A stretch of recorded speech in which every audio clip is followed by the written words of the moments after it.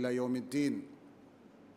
أيها المسلمون، أوصيكم ونفسي بتقوى الله عز وجل، فاتقوا الله يا عباد الله.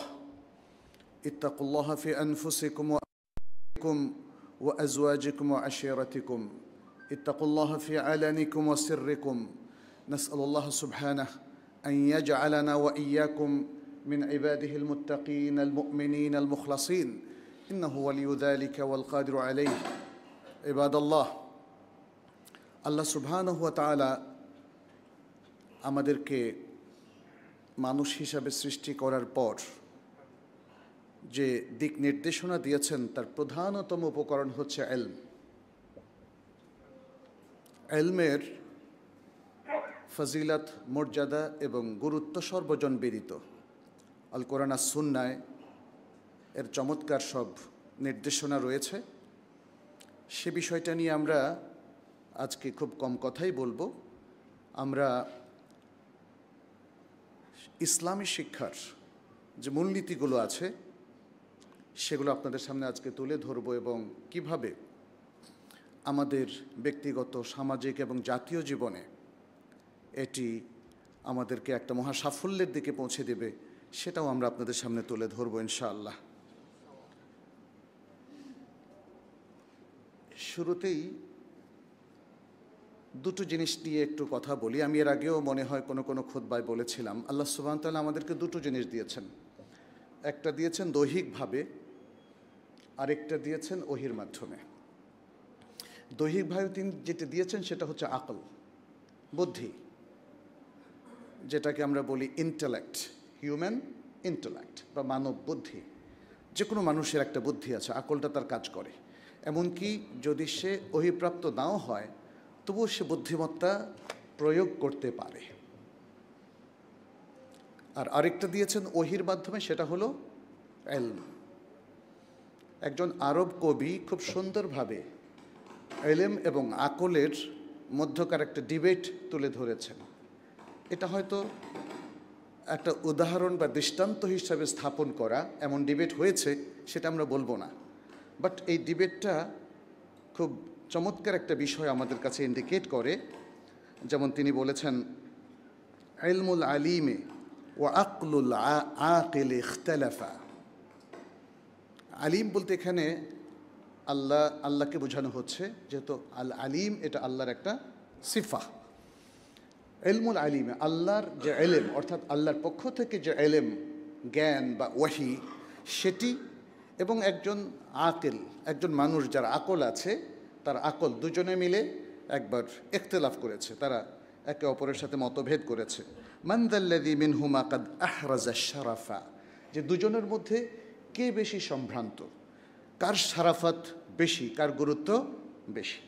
ফাল ইলমু ক্বালা আনা আহরাজতু গায়াতাহু, ইলম বলল যে আমি সর্বশেষ গুরুত্ব এবং শারাফাতের পর্যায়ে উপনীত হয়েছি। ওয়াল আকলু ক্বালা আনার রহমানু বি উরিফা, আর আকল বলল আর রহমান অর্থাৎ মহান দয়াময় আল্লাহ সুবহানাহু ওয়া তাআলা আমার মাধ্যমে, আকলের মাধ্যমেই পরিচিত হয়েছে। যার আকল নেই সে তো আল্লাহকে চেনে না, অতএব আমার মাধ্যমেই সে পরিচিত হয়েছে, সুতরাং আমি শ্রেষ্ঠ। ফাআউমা আল ইলমু ঈমান ওয়া ক্বালা লাহু বিআইয়িনার রহমানু ফিল কুরআন ক্বাদ ওসিফা।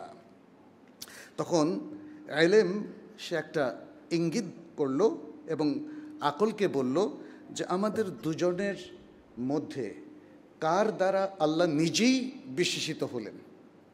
আল্লাহর সিফাত বর্ণনা করা হলো, আল্লাহ কি আলিম না আকিল, মানে এই প্রশ্নটা ইলম রাখলো। ফাআদরাকাল আকলু আন্নাল ইলমা সাইয়্যিদুহু ফাকিলা ফাকাবিলা আল আকলু রাসাল ইলমি ওয়ানসারাফা। তখন যখন আল্লাহ নিজেই হলেন কি আলিম, আল্লাহ নিজেই ইলমওয়ালা, সবচেয়ে বড় জ্ঞানী কে? আল্লাহ সুবহানাহু ওয়া তাআলা। আল্লাহ নিজেকে কোথাও আকিল বলেননি, কারণ আল্লাহ নিজেই আকল সৃষ্টি করেন।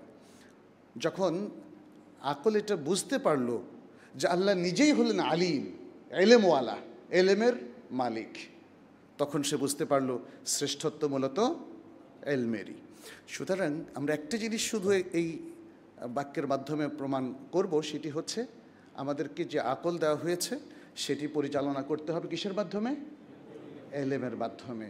তা না হলে আকল পথ হারাবে। এ কথাটা আমরা আগেও বলেছি। অতএব আকলকে এলেম দ্বারা নিয়ন্ত্রণ করতে হবে, এলেমের আলোকেই আকল চলবে। তাহলেই আসলে একটা শিক্ষা ব্যবস্থা, একটা জাতীয় উন্নয়ন, একটা সমাজের সবচেয়ে ভালো কাজ সুন্দর মতো চলবে। এলেমকে যদি ইগনোর করা হয়, উপেক্ষা করা হয়, এলেমটাকে যদি একপাশে সরিয়ে রাখা হয়, ওহিটাকে যদি সমাজ থেকে উচ্ছেদ করা হয়, তখন মানবীয় আকল বারবার পথ হারাবে, সে পৃথিবীর লালসায় পড়ে যাবে, সে দুর্নীতি করবে, অন্যায় করবে এবং সে কখনোই পথ খুঁজে পাবে না, সে পথ হারাবে বারবার। জাতীয় উন্নয়ন হবে ব্যাহত, সমাজ হবে কলুষিত, কলঙ্কিত, এবং সেটাই আজকের সমাজে, আজকের বিশ্বে প্রমাণিত। তাহলে খুব সহজেই একটা প্রশ্ন আসে যে শিক্ষার তাহলে মূলনীতি কী হওয়া উচিত? আমরা আসলে ইসলামের শিক্ষার কথা বলছি। যদি শুধু শিক্ষার কথাই বলি, মুসলিমদের শিক্ষা সবসময় ইসলামের আলোকেই পরিচালিত হবে।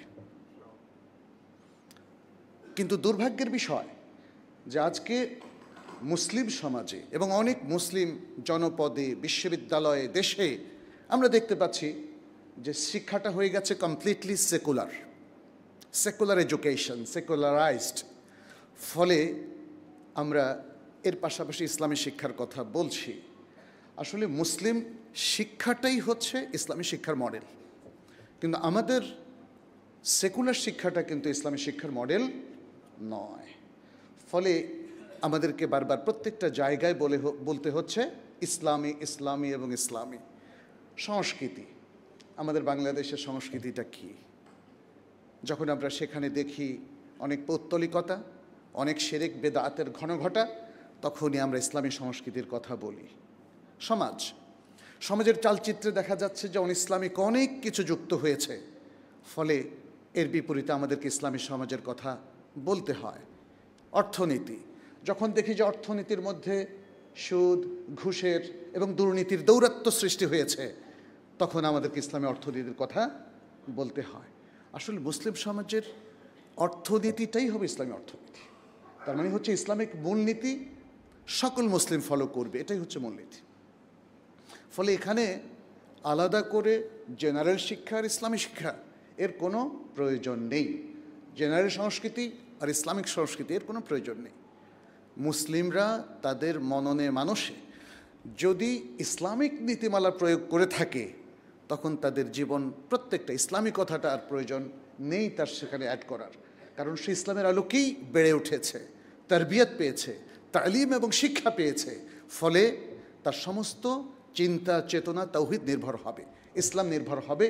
এটাই হচ্ছে স্বাভাবিক প্রক্রিয়া।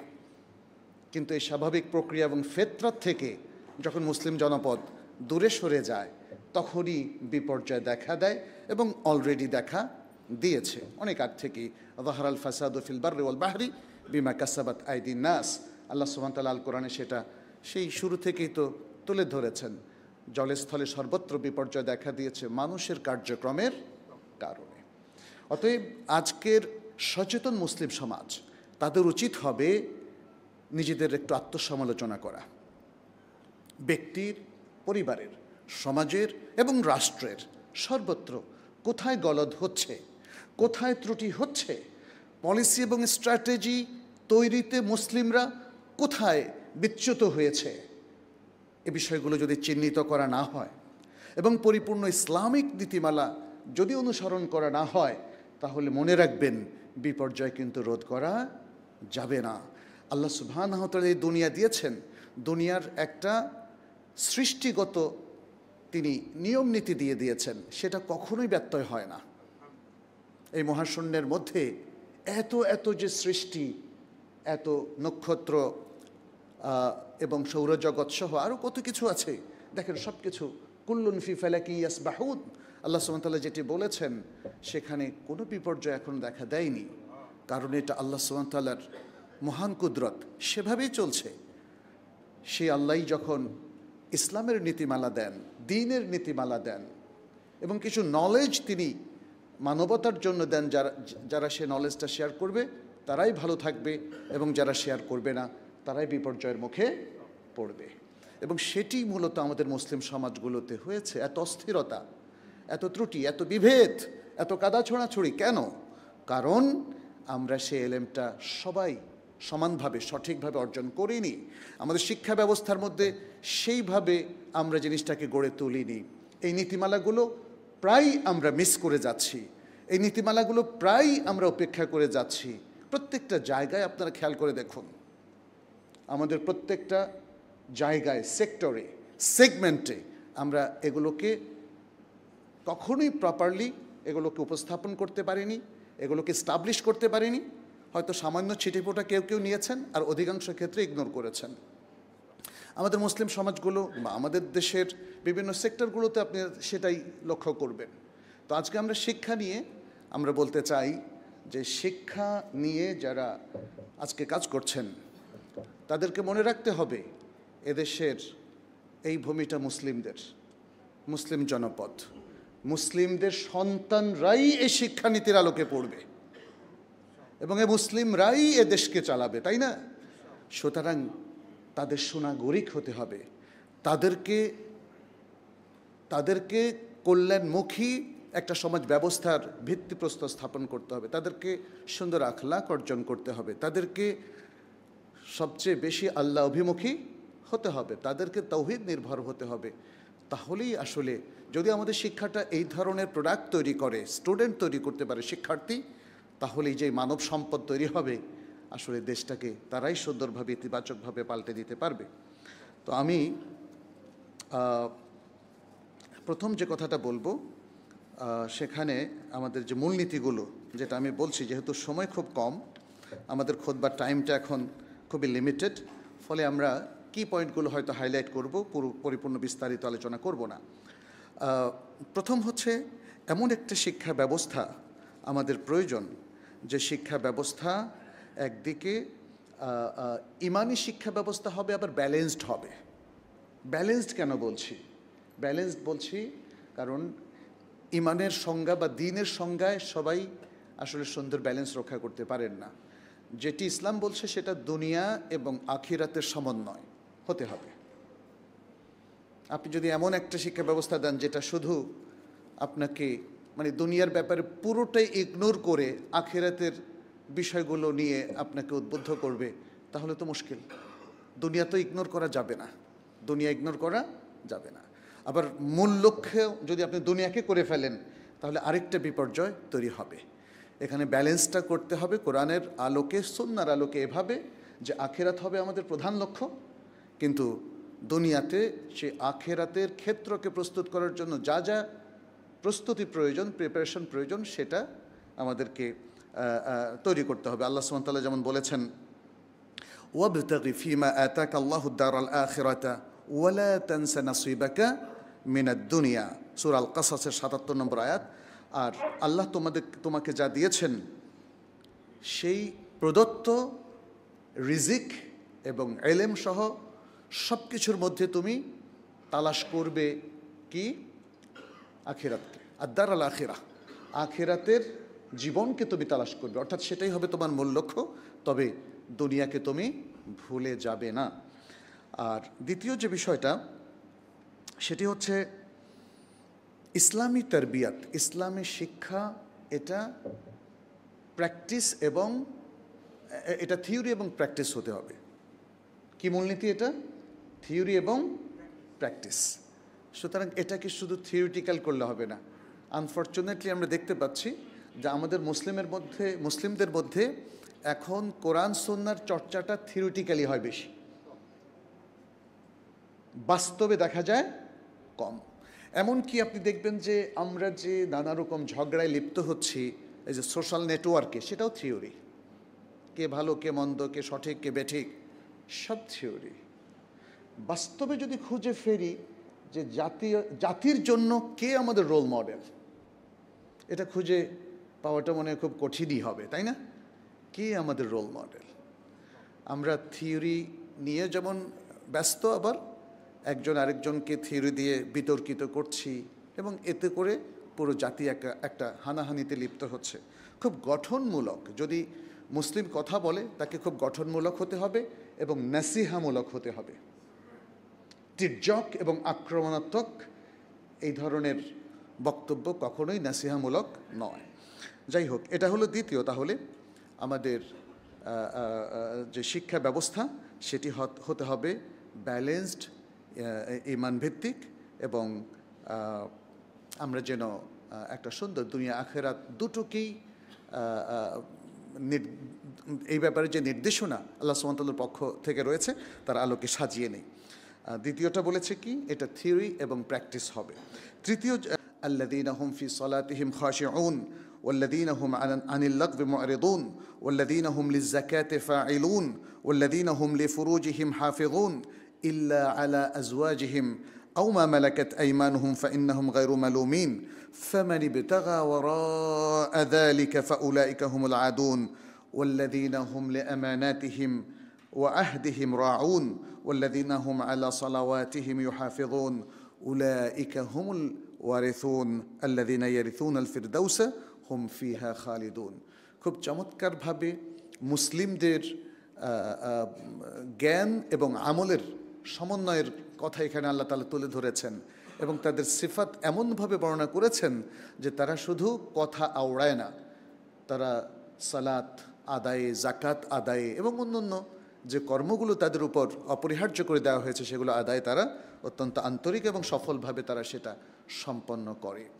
মনে রাখবেন, জ্ঞান অর্জন করার পরে জ্ঞানটাকে যদি আমলে রূপান্তরিত করা হয় সফলভাবে, তাহলে তার সাফল্য কেউ রোধ করতে পারবে না। এটা মনে রাখবেন, এটা আল্লাহ তাআলার আরেকটা নিয়ম, যে নিয়মটা তিনি সূর্য, চন্দ্র এগুলোর ক্ষেত্রে দিয়েছেন, সে একই নিয়ম তিনি দিয়েছেন। কারণ মানুষ জান্নাতি হওয়ার কিছু ফর্মুলা আল্লাহ দিয়েছেন কিনা, ঠিক তেমনি কারা জাহান্নামে যাবে সেই ফর্মুলাটাও তিনি নির্ধারণ করে দিয়েছেন এবং তার ফর্মুলার মধ্যে কোনো ব্যত্যয় হবে না। জাহান্নামের কাজ করে যদি তার মৃত্যু সেভাবে হয়, তাহলে কোনোদিন কি জান্নাতে যেতে পারবে? আর জান্নাতের কাজ করে যদি ঈমানের সাথে সে যেতে পারে, তাহলে কি সে চির জাহান্নামী কখনো হবে? এটা কখনোই হবে না, একটা ইভেন্টও পাবেন না। তাহলে আল্লাহর ফর্মুলা আসলে একদমই ফিক্সড, এটার কোনো ব্যত্যয় নেই।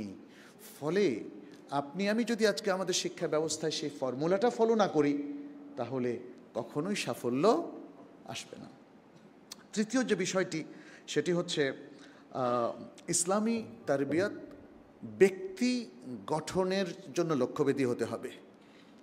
তাহলে সে ব্যক্তি গঠন করবে আর পুরো দেশ জাতিকে তাকওয়া এবং পুণ্যের ভিত্তিতে ঐক্যবদ্ধ করবে। তাকওয়া এবং পুণ্যের ভিত্তিতে জাতিকে ঐক্যবদ্ধ করবে। ইসলাম কখনো এটা বলে না তোমরা বিচ্ছিন্ন থাকো, একা একা থাকো, একা একা আইসোলেটেড থাকো। মানুষকে সমাজবদ্ধ প্রাণী হিসাবে কে সৃষ্টি করেছেন? আল্লাহ। অতএব সামাজিক রিলেশন আমাদের লাগবে, সোশ্যাল রিলেশন, ফ্যামিলি বন্ডিংস লাগবে আমাদের। তাহলে সুস্থ, স্বাভাবিক, সুন্দর জীবন আমরা যাপন করতে পারবো না। মুসলিমদের সঙ্গবদ্ধ হওয়ার চমৎকার মূলনীতি রাসূল সাল্লাল্লাহু আলাইহি ওয়াসাল্লাম দিয়েছেন, সেটা শুরু থেকেই আমরা দেখি। তারা সীসা ঢালার প্রাচীরের মতো সঙ্গবদ্ধভাবে সে বদর, ওহুদ, খন্দক, তাবুক, হুনাইন সব যুদ্ধে তারা অংশগ্রহণ করেছিল, মক্কা বিজয়ে তারা সঙ্গবদ্ধ ছিল। অতএব কিন্তু তার কিছু মূলনীতি আছে এবং এই মূলনীতির মধ্যে প্রথম মূলনীতিটাই হচ্ছে তাওহীদ। কি সেটা? মাবদাউত তাওহীদ। তাওহীদের আকীদার চেতনায় গণ্ডগোল হয়ে গেলে মুসলিমরা ভেঙে খান খান হয়ে যাবে এবং সেটাই আমরা আজকে দেখতে পাচ্ছি।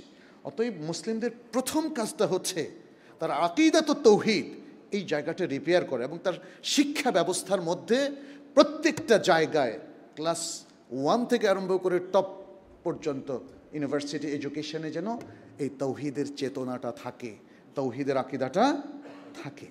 এই বিষয়টা আমাদেরকে মনে রাখতে হবে। তাহলেই ব্যক্তি যদি গঠন হয় সুন্দরভাবে এবং সেই ব্যক্তিকে আপনি কালচার করলেন ইসলামের মূলনীতিগুলো দিয়ে, সে পরস্পরের প্রতি সম্মানবোধ করবে, মানুষকে ভালোবাসবে, মানুষের কল্যাণে কাজ করবে, এই শিক্ষাটাই তো সে পেল। ফলে সমাজ ধীরে ধীরে একটা সুন্দর পরিণতির দিকে আগাবে। আর যদি তারবিয়াত এবং শিক্ষার মধ্যে বিদ্বেষ ঢুকিয়ে দেওয়া হয়, হানাহানি ঢুকিয়ে দেওয়া হয়, সংঘর্ষ ঢুকিয়ে দেওয়া হয় এবং বিজাতীয় আকীদা বিশ্বাস সেখানে ঢুকিয়ে দেওয়া হয়, তাহলে মুসলিম হওয়ার পরেও আমাদের এই তরুণরা, আমাদের শিক্ষার্থীরা আসলে এক ঐক্যবদ্ধ থাকার এবং তাওহীদের উপরে সুন্দর করে তৈরি হওয়ার কোনো সুযোগই তারা পাবে না, তার আগেই তারা ছিন্নভিন্ন হয়ে যাবে। এবং সেটাই শিক্ষার মধ্যে আসলে ঢোকানো হচ্ছে। আপনারা জানেন বর্তমানে এবং আগেও এই ষড়যন্ত্র চলমান রয়েছে জেন্ডার এডুকেশনের নামে এবং নানা ধরনের এডুকেশনের নামে। আমরা দেখছি পাশ্চাত্য শিক্ষার ধারাগুলো এখানে ঢুকে পড়ছে, পৌত্তলিক শিক্ষাগুলো এখানে অ্যাড হয়ে যাচ্ছে। আমাদের খবর নাই, কারণ আমাদের অনেকেরই ইমানের মূল ফর্মুলাটা জানা নাই। আমরা রেগুলার মুসলিম, আমাদের ইমানের যে এলেমটা দরকার ছিল, এলেম ভিত্তিক ইমান, সেটা আমাদের অভাব রয়েছে। ফলে সমাজে যে কি ঘটে যাচ্ছে বা শিক্ষাক্ষেত্রে শিক্ষার পলিসি নির্ধারণে, মূলনীতি নির্ধারণে যে কি ঘটে যাচ্ছে, সেটা কিন্তু আমরা টের পাচ্ছি না, বা সংবাদপত্রে পড়লেও আমরা বুঝতে পারছি না এটার কনসিকুয়েন্স, পরিণামটা কি। 10-20 বছর পরে এই জনপদের শিক্ষা ব্যবস্থা কোন দিকে গিয়ে শেষ হচ্ছে, এটা কিন্তু আমাদের জানা থাকছে না। ফলে এই শিক্ষাই তো আমার ছেলেরা মেয়ে পড়বে। আমরা তো সবাই ইউরোপ আমেরিকা পাঠাবো না। আর ইউরোপ আমেরিকাতে যারা পাঠাচ্ছেন, তারা কি মনে করছেন তারা ভালো মুসলিম হয়ে ফিরবে? এটাও আমাদেরকে ভাবতে হবে। এটাও মুসলিমদের অনেক দেশের ধনীরা, সচ্ছল ব্যক্তিরা, তারা মনে করেছে যে ধনী দেশগুলোতে যদি আমরা বিশ্ববিদ্যালয়ে পড়ায়া নিয়ে আসতে পারি, তাহলে খুব বড় ইন্টেলেকচুয়াল হবে, লিডার হবে।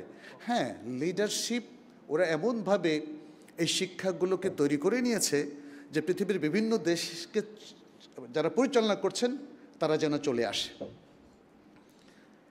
আমাদের ইসলামী শিক্ষার একটু দুর্বলতার সুযোগে, কারণ এটাকে আমরা সবল করতে পারিনি, সুন্দর করতে পারিনি, এটাকে সমাজ পরিচালনার জন্য যোগ্য করে তুলতে পারিনি বলে আসলে আরেকটা শিক্ষার মানুষেরাই কিন্তু এখন সমাজকে পরিচালনা করে।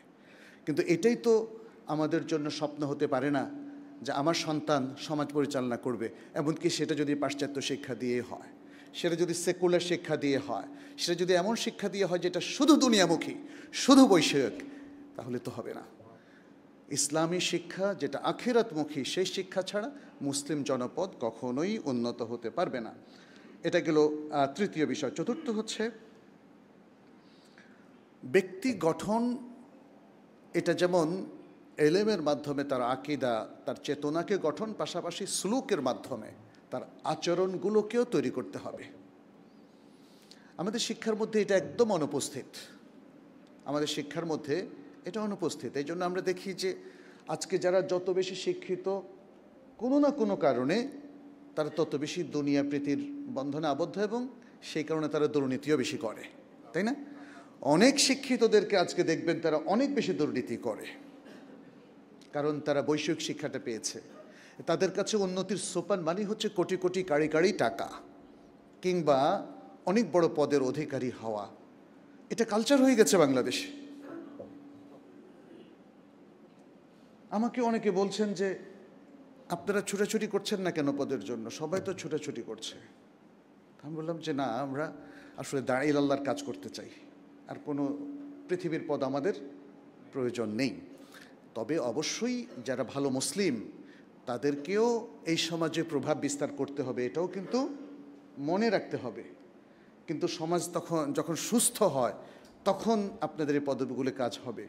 সমাজের মধ্যে এখনও প্রচুর অসুস্থতা রয়েছে, মানুষের সুলুকের মধ্যে, মানুষের আচরণের মধ্যে অনেক ভয়ঙ্কর ত্রুটি রয়ে গেছে। এখনও অধিকাংশ মানুষ লোভী, এখনও সে পৃথিবীর এই অর্জনটাকেই একমাত্র অর্জন মনে করছে, অথচ হঠাৎ করেই মানুষের মৃত্যু হতে পারে। আখিরাতে সে পৃথিবীর এই সমস্ত বিত্ত, বৈভব, পদবি কোনো কিছুই সে নিয়ে যেতে পারবে না। তো এই জিনিসটা আমাদের আসলে শিক্ষার আচরণের মধ্যে নিয়ে আসতে হবে।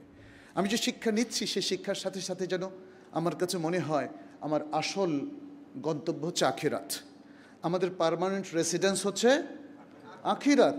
দুনিয়া হলো ভেরি টেম্পোরারি, যে কোনো মুহূর্তে এখান থেকে আপনাকে চলে যেতে হতে পারে। আর দুনিয়াতে আমরা আসলে আখিরাতের প্রস্তুতি স্বরূপই এখানে দুনিয়ায় আমরা বিচরণ করছি। এই শিক্ষাটা আমাদের আসতে হবে। তাহলে চতুর্থটা বললাম। পঞ্চম যেটি, সেটি হচ্ছে আমাদের শিক্ষাটা এমন হতে হবে যাতে আমরা আকল জাসাদ বা শরীর, আকল হচ্ছে আমাদের বুদ্ধি, জাসাদ শরীর এবং রূহ আত্মা, এই তিনটার যে নারিশমেন্ট, যে উৎকর্ষ সাধন, সেটা হয়। আধুনিক বৈষয়িক শিক্ষা শুধুই আপনার জৈবিক চাহিদাগুলো মেটায়, আকল না এবং রূহ না, কি শুধু জাসাদ। জাসাদ আপনার শারীরিক চাহিদা, আপনার প্রবৃত্তি চায় যে এটা করতে ওটা করতে, দেখেন সব শুধু চাই, খাওয়া দাওয়া, হ্যাঁ, তারপরে মদ নারী, এই সব কিছু নিয়ে সে আমাদেরকে একটা বিশ্রী শিক্ষা ব্যবস্থার দিকে নিয়ে যায়। আধুনিক বিশ্ববিদ্যালয়গুলোতে দেখেন যে অবাধ মেলামেশা, কো এডুকেশন, এটার মধ্য দিয়ে কি অশ্লীলতা ছড়ায়নি বলেন তো? মানুষের জীবনের ন্যারেটিভগুলো পাল্টে গেছে, একের প্রতি অন্যের যে এহতেরাম ভালোবাসা, এগুলো সব জৈবিক হয়ে গেছে। ফলে অন্যায় ঢুকে গেছে, অশ্লীলতা ঢুকে গেছে আমাদের পরতে পরতে, কাজে কর্মে, চিন্তা চেতনায়, শুধুমাত্র শিক্ষা দর্শনের ভুলের কারণে। অতএব মনে রাখতে হবে, ইসলামী শিক্ষা আপনার আকলকেও শেপিং করে সুন্দরভাবে, এবং শেপিং করে সে নিয়ন্ত্রণে নিয়ে এটাকে সংকীর্ণ করে ফেলে, ব্যাপারটা তা না। ইসলাম এটাকে শেপিং করে কি দিয়ে? এলেম দিয়ে, এলেম দিয়ে, ওয়াহি দিয়ে, যেটা পৃথিবীর শ্রেষ্ঠ এলেম, সবচেয়ে ভালো জিনিস দিয়ে আপনার আকলকে সে, আকলের উৎকর্ষ সে সাধন করে। আর আরেকটা হচ্ছে আপনার আত্মার যে প্রশান্তি, আপনার আত্মাকে সে নফসে মুতমাইন্না বানিয়ে দেওয়ার প্রোগ্রাম শিক্ষার মাধ্যমে সে দেয়। ফলে ইসলামী শিক্ষার এই যে সৌন্দর্য, এই যে মূলনীতি, সেটা আমাদেরকে ফলো করতে হবে। 5 নাম্বার গেল। এরপরে 6 নাম্বার হচ্ছে ইসলামী শিক্ষাটা ফেতরা বেসড। ফেতরাটা কি? ফেতরা হচ্ছে মানবিক যে সুন্দর স্বভাব, সুন্দর আকিদা, সুন্দর ইমান, এই বেসড। এই জন্য ফেতরাতে বলা হয় কি ইসলাম। যেমনটি আল্লাহ সুবহানাহু ওয়া তাআলা বলেছেন, ফিতরাত আল্লাহ আল্লাতী ফাতারান নাসা আলাইহা, আল্লাহর ফিতরত, যেই ফিতরতের উপর আল্লাহ তিনি সকল মানুষকে সৃষ্টি করেছেন। এবং নবী সাল্লাল্লাহু আলাইহি সাল্লাম, যেটি বুখারী মুসলিমের একটা হাদিসে উল্লেখ হয়েছে, নবী সাল্লাল্লাহু আলাইহি সাল্লাম বলেছেন, মা মিন মাউলুদিন ইল্লা ইউলাদু আলাল ফিতরা, যে কোনো নবজাতক সে ফিতরতের উপর জন্মগ্রহণ করে। তারপরে তার বাবা মা তাকে মিসগাইড করে। বাবা মা ইহুদি হলে তাকে ইহুদি বানায়, বাবা মা নাসারা হলে তাকে নাসারা বানায়, আর বাবা মা যদি অগ্নি উপাসক হয় তাহলে তাকে পৌত্তলিক বানায়। তাহলে বোঝা গেল যে তার জীবনের বিপর্যয় পরে তৈরি হয়। আল্লাহ তাআলা প্রত্যেক সন্তানকে নিষ্পাপ রূপে পৃথিবীতে পাঠান। যদি তাকে নিষ্পাপ রাখা যায়, সে শুধু এই সমাজের না, সারা পৃথিবীর জন্য সম্পদ, ঠিক না? একজন ভালো মুসলিম, একজন ভালো মানুষ সারা পৃথিবীর জন্য সম্পদ। কিন্তু তাকে সৎ থাকতে হবে। সৎ মানে হচ্ছে যে অসততা থেকে মুক্ত, যে পাপ কাজ থেকে মুক্ত, যে অশ্লীলতা থেকে মুক্ত, যে তার রবকে স্বীকার করে। কারণ এটা পৃথিবীর মানুষের প্রথম কর্তব্য। যে রবকে অস্বীকার করে সে কোনোদিন ভালো হতে পারে না।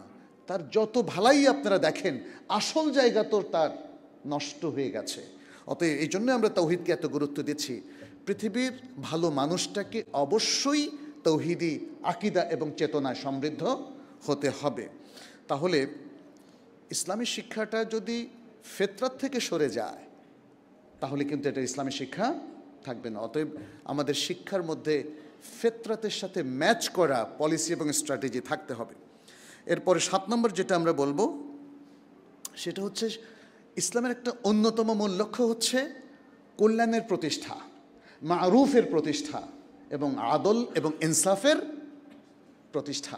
ইন্নাল্লাহা ইয়া'মুরু বিল আদলি ওয়াল ইহসান, আল্লাহ সুবহানাহু ওয়া তাআলা সূরা নাহলের মধ্যে বলেছেন।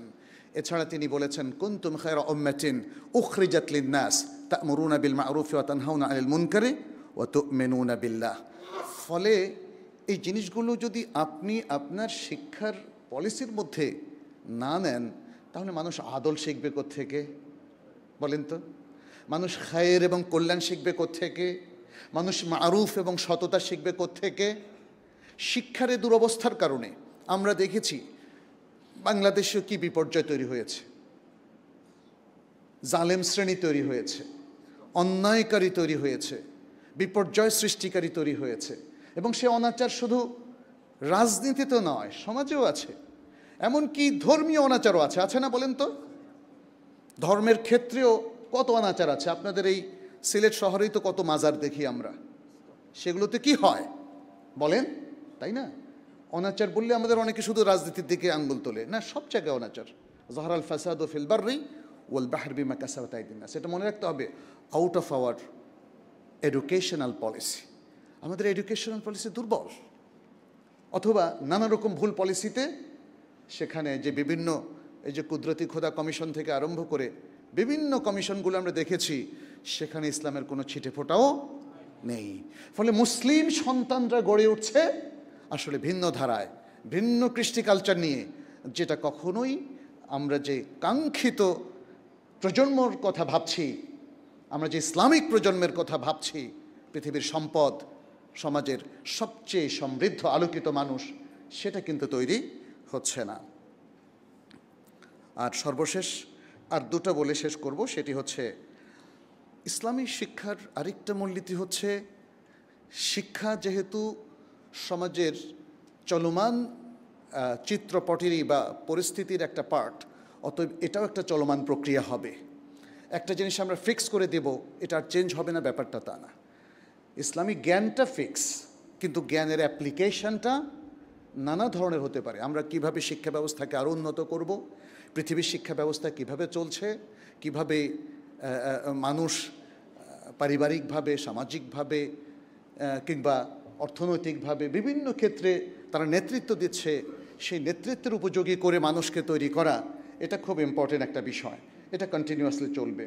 এবং সর্বশেষ যেই মূলনীতিটি এখানে আছে, ইসলাম কোনো সংকীর্ণ সময়, দেশ কিংবা গোত্র, ভাষা এটার সাথে লিমিটেড নয়, সীমাবদ্ধ নয়। এটা হলো আন্তর্জাতিকভাবে সকল মানুষের, সকল দেশের, সকল সময়ের জন্য প্রযোজ্য। অতএব ইসলামের শিক্ষাকে এটা মরুভূমির শিক্ষা, সৌদি আরবের শিক্ষা অথবা কোনো মুসলিম জনপদের শিক্ষা এটা বলা যাবে না। আজকে আপনারা দেখুন যে ইসলামিক যেমন অর্থনীতি কতটা প্রোডাক্টিভ, কিন্তু মূল প্রবলেমটা হয়েছে মূলনীতিগুলো আমরা ঠিকমতো ইমপ্লিমেন্ট করি না।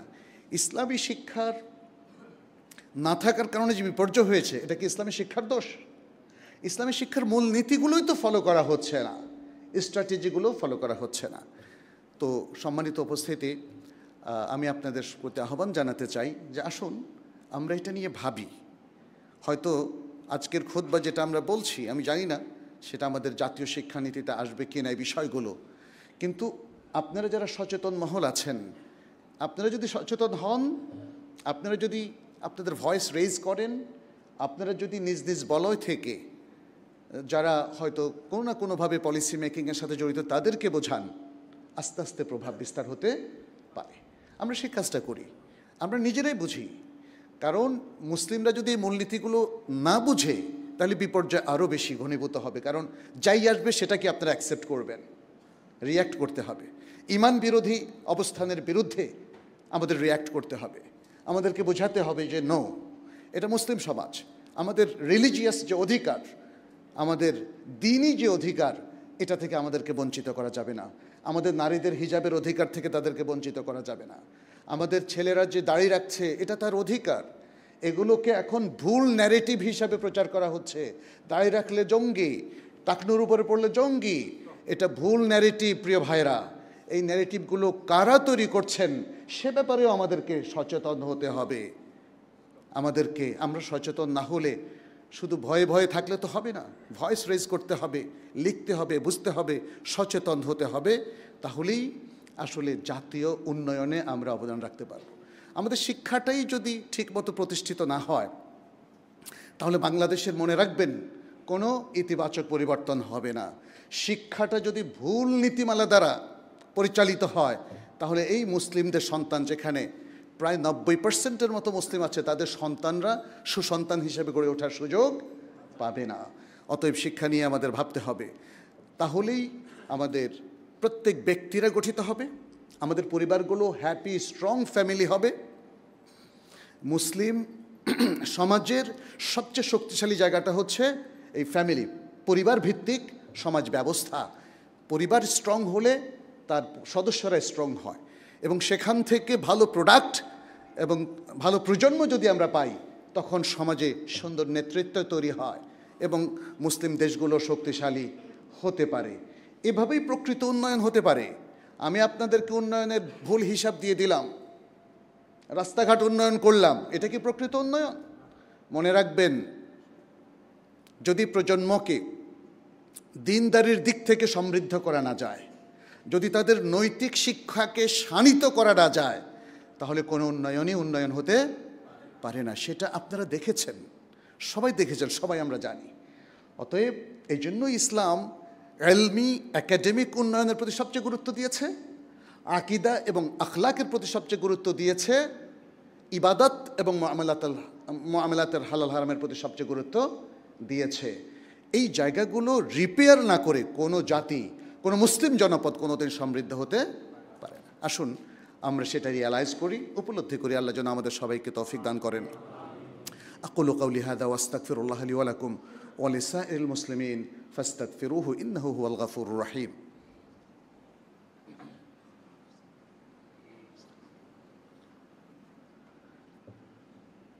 আলহামদুলিল্লাহি রাব্বিল আলামিন ওয়াল আকিবাতু লিল মুত্তাকিন ওয়া উসাল্লি ওয়া উসাল্লিমু আলা নাবিয়িনা মুহাম্মদ ওয়া আলা আলিহি ওয়া আসহাবিহি আজমাইন, আম্মা বা'দ। সম্মানিত উপস্থিতি, শিক্ষা নিয়ে আমরা আজকে কথা বলেছি, কারণ শিক্ষাই হচ্ছে একটা জাতির মেরুদণ্ড, মূল জায়গা। নবী সাল্লাল্লাহু আলাইহি সাল্লাম মদিনা সমাজ গঠন করেছিলেন শিক্ষা দিয়ে। সাহাবাদের প্রজন্মের মূল বৈশিষ্ট্য ছিল নবী সাল্লাল্লাহু আলাইহি সাল্লাম থেকে শিক্ষাকে তারা হাতে কলমে নিতে পেরেছিলেন, এবং সেই শিক্ষার আলোকে তারা নিজেদের জীবন, পরিবার, সমাজকে গঠন করেছিলেন। ফলে সেই সমাজটা হয়ে গেছে পৃথিবীর সবচেয়ে শ্রেষ্ঠ সমাজ। আজকে আমাদেরকেও আমাদের শিক্ষার বিষয়ে সর্বাধিক গুরুত্ব দিতে হবে। এই শিক্ষাটা প্রাথমিকভাবে আমাদের ফর্মাল যে শিক্ষা, সেই জায়গায় মুসলিম শিক্ষার সমস্ত বৈশিষ্ট্য যেন সেখানে অর্জিত হয়, প্রাণান্তকর চেষ্টা করতে হবে। যদি কোনো ঘাটতি থাকে, সেই জায়গাটা ইনফর্মাল শিক্ষা, যেটাকে আমরা অনানুষ্ঠানিক শিক্ষা বলি, সেটা দিয়ে কিন্তু সেই গ্যাপটা পূরণ করতে হবে। কখনো আমাদের মেইন স্ট্রিমের শিক্ষার মধ্যে বা পলিসির মধ্যে, নীতিমালার মধ্যে ত্রুটি হলে আমাদেরকে এই যে মসজিদ ভিত্তিক শিক্ষা, তারপরে ধর্মীয় নানা রকম শিক্ষা, অনানুষ্ঠানিক যে শিক্ষাগুলো আছে, ছুটির দিনের শিক্ষা, আফটার স্কুল প্রোগ্রাম, এই ধরনের ছোটদের বড়দের প্রোগ্রাম করে আমাদেরকে এগোতে হবে। শিক্ষার যে মূল বৈশিষ্ট্যগুলো ইসলাম আমাদেরকে দিয়েছে, সেটা থেকে কখনোই আমাদেরকে দূরে থাকা যাবে না। আর আমি বলবো যে আমাদের সবাই কম বেশি সবাই তো শিক্ষা নিয়েছেন, তাই না? হয়তো স্তরভেদে কেউ সর্বোচ্চ শিক্ষা নিয়েছেন, কেউ হয়তো ব্যাচেলর কিংবা মাস্টার্স পর্যন্ত গিয়ে শেষ করেছেন। শিক্ষার সাথে সবাই সম্পৃক্ত। অতএব শিক্ষা, ভবিষ্যতের যে মুসলিম শিক্ষা, সেটার সাথেও আমাদেরকে সম্পৃক্ত হতে হবে। আমাদের মসজিদগুলোকে শিক্ষা কেন্দ্র বানাতে হবে, এবং প্রত্যেক মসজিদের সাথে যেন অত্যন্ত শক্তিশালী বিদ্যালয় কিংবা মাদ্রাসা এগুলো থাকে, সেই ব্যবস্থা করতে হবে আমাদেরকে। সেই প্রোগ্রামগুলো আমাদেরকে হাতে নিতে হবে, এবং এগুলোকে রেগুলার এতিমখানার মতো দুর্বল শিক্ষা কেন্দ্র করলে হবে না। বা রেগুলার যে মাদ্রাসাগুলো আমরা দেখতে পাচ্ছি, আজকে মাদ্রাসার শিক্ষা বড়ই দুর্বল অবস্থায় আছে। যে কোনো মাদ্রাসা ভিজিট করলে আপনারা দেখবেন।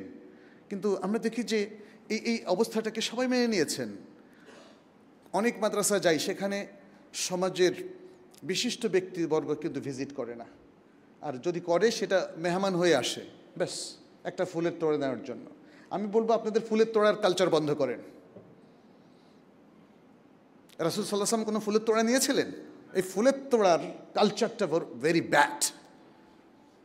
মানুষকে তোষামত করা, মোজামালা করা, এর মধ্য দিয়ে আসলে মানে একে অপরকে কি বলে যে তোষামত করা, বা যেটাকে আমরা বলি যে আসলে সুন্দর নয়, এটা আমাদেরকে ত্যাগ করতে হবে। কাজ করুন, কাজ করুন, সরাসরি কাজ করুন। কেউ ভালো করলে তার জন্য দোয়া করে দিন, বাস এনাফ। যে তেল মারামারির যে বিষয়টা, এগুলো আমাদেরকে কিন্তু বাদ দিতে হবে, এগুলো বাদ দিতে হবে। আর আসল কাজটা করুন। আপনার লোকালয়ের যে ইসলামী শিক্ষা প্রতিষ্ঠানগুলো আছে সেটার পরিচালনা কমিটির মেম্বার সভাপতি হওয়ার লোভ লালসা ত্যাগ করুন, বরং আল্লাহর ওয়াস্তে সেগুলোতে আপনারা কিছু অনুদান দিন, লাইব্রেরি, কম্পিউটার, আধুনিক শিক্ষা, এই নানাভাবে হেল্প করুন। এভাবে আসলে আমরা শিক্ষার উন্নয়নে কাজ করতে পারি। অর্থাৎ ব্যক্তিগতভাবে অনেকে আমরা চেয়ে আছি এই কাজটা সরকারের। আমি অনেককে বলছে ভাই আমি কি করব, এগুলো করে কোনো লাভ নাই, এগুলো সরকারি কাজ, যদি সরকারি করলো বা আমার উপর দায়িত্ব আসলে আমি করব। সরকারিভাবে কি মুসলিম সমাজের সব কাজ সুন্দরভাবে হবে? হবে না। তাহলে আমাদের কি করতে হবে? আমাদেরকে নিজের উদ্যোগ নিয়ে যতটুকু পারি, ফর্মালি ইনফর্মালি, সে কাজটা আমাদেরকে করতে হবে, সচেতনতা বাড়াতে হবে এবং আমাদের শিক্ষাকে আরও অনেক সমৃদ্ধ করতে হবে, স্ট্রং করতে হবে। আমাদের সন্তানরা যদি স্কুলে সঠিক শিক্ষা না পায়, পারিবারিক বলয়ের জন্য শিক্ষা পায়, সেই স্ট্যান্ডটা আমাদেরকে নিতে হবে।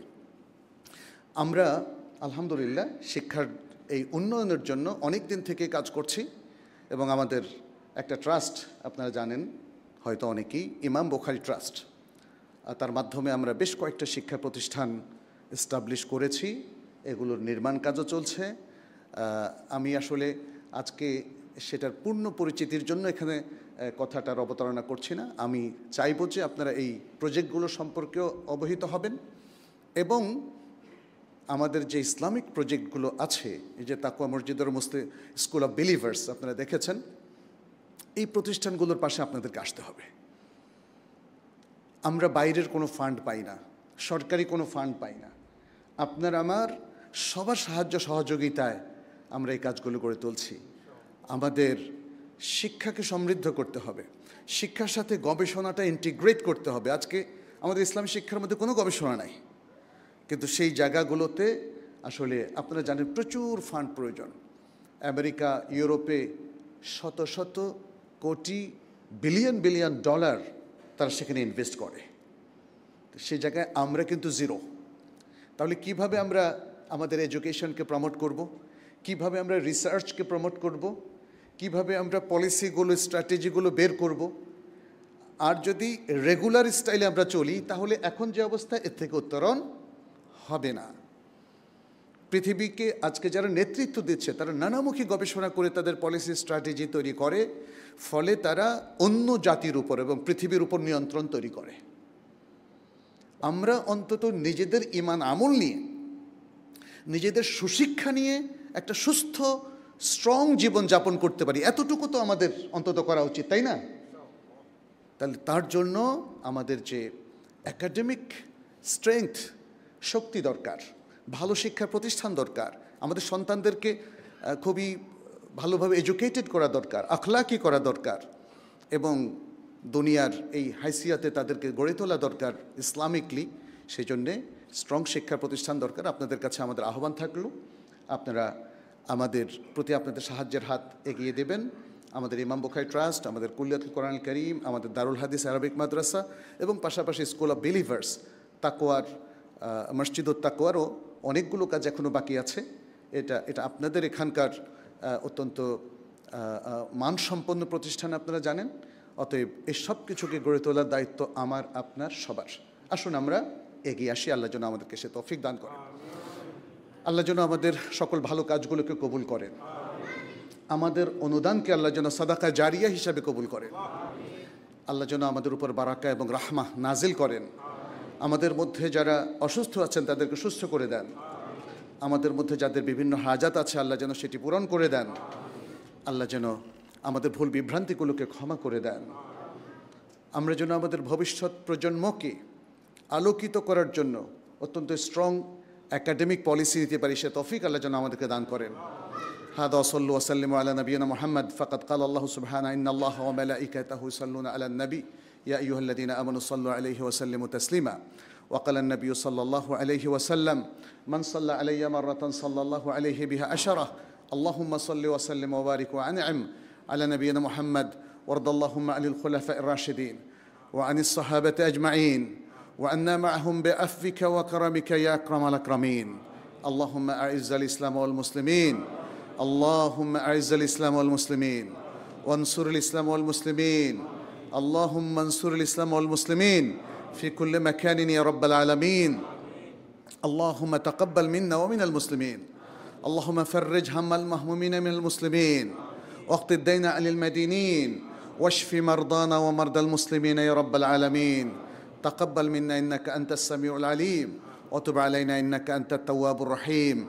عباد الله، إن الله يأمر بالعدل والإحسان وإيتاء ذي القربى وينهى عن الفحشاء والمنكر والبغي يعظكم لعلكم تذكرون. فاذكروه يذكركم واشكروه يزدكم ولذكر الله أكبر والله يعلم بما تصنعون. وأقيموا الصلاة.